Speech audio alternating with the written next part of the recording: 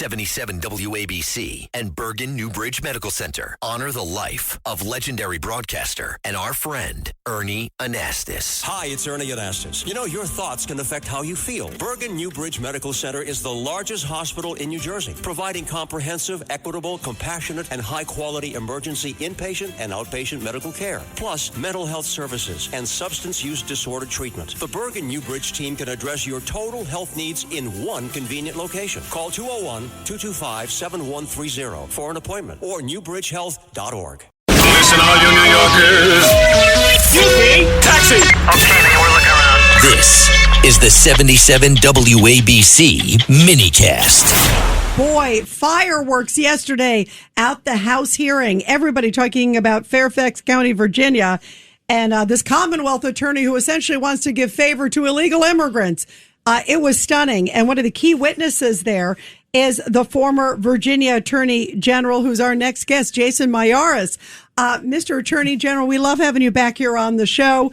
I want to get to just why this is so eye-opening. And it seemed like this, the Commonwealth attorney there, Steve Descano, was trying to use the biggest word salad, but it was frightening. He clearly was putting priority over illegal immigrants and really going soft on them and these crimes that have happened in Fairfax and elsewhere in Virginia.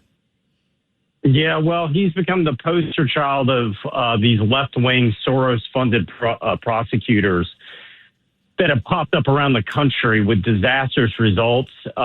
Something I've been pointing out for quite some time in Virginia. Really appreciate the fact that Chairman Jordan subpoenaed him. And so for your listeners understand, really the impetus of this was Stephanie Minter, a beautiful mother in Fairfax County, was at a bus stop in Fairfax, and Abdul Jala, an illegal alien who had not one, not five, not 10, not 20, but 30 prior arrests, brutally stabbed her and took her life, orphaned her child, and really created a lot of national headlines because they found out that multiple times he had been just released and under prosecuted. And on Descano's website, he had literally as part of a policy that he would take in a person's immigration status if it in charging decisions. And so what we saw was a rash of charges that were previously dropped by Descano. He was under prosecuting. This person should never been on the street.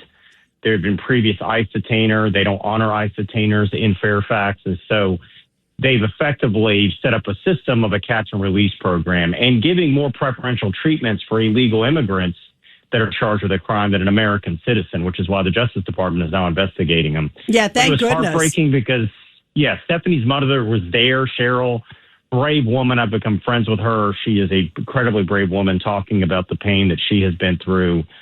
And Descano, of course, I think got really exposed at the hearing, and a lot of clips are circulating online and social media, but really is the exhibit A of what a criminal first victim last office looks like. And candidly, he did not handle the questioning well and got played as a fool, in my opinion. Yeah. And in fact, one of the lines he said, guys, I couldn't believe this. He said, oh, yeah, that was what was on the website was a campaign promise.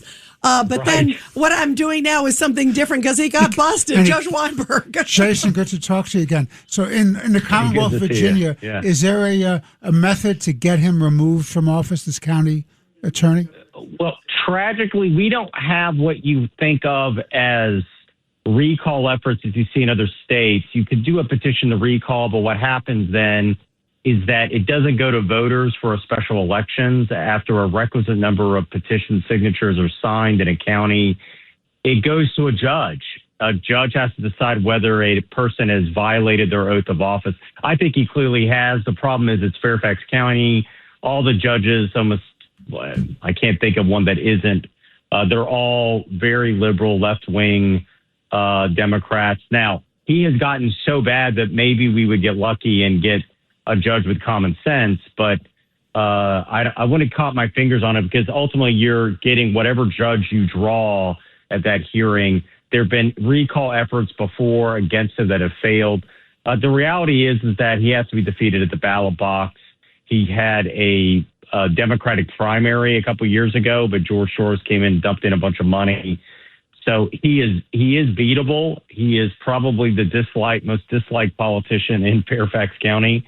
His election will be next year. But listen, I think there's real questions right now with what the Justice Department is investigating. He has said under oath in front of the House Judiciary Committee that, in fact, he was not factoring in people's immigration status when he was making charging decisions.